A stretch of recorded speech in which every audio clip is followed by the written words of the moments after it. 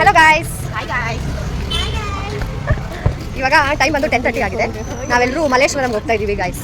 ಅಂದರೆ ಈ ಹುಡುಗಿದ ನೋಡಿದ್ವಿ, ಅವಳು ಬಟ್ಟೆ ತಗೋಬೇಕಂತ, ಅದಕ್ಕೆ ನಾವು ಹೋಗ್ತಾ ಇದ್ದೀವಿ. ನಾವು ನೋಡ್ತೀವಿ. ಇಲ್ಲಿಂದ ನಾವು ಹೊರಟಿದ್ದು ಮಲ್ಲೇಶ್ವರಂಗೆ.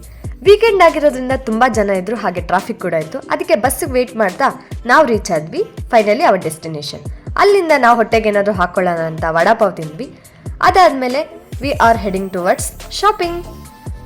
ವರಮಹಾಲಕ್ಷ್ಮಿ ಹಬ್ಬ ಹತ್ರ ಇರೋದ್ರಿಂದ ಅದಕ್ಕೆ ಏನೇನು ಬೇಕಾಗಿರೋ ಎಸೆನ್ಷಿಯಲ್ಸ್ ಎಲ್ಲ ಆಲ್ರೆಡಿ ಇತ್ತು.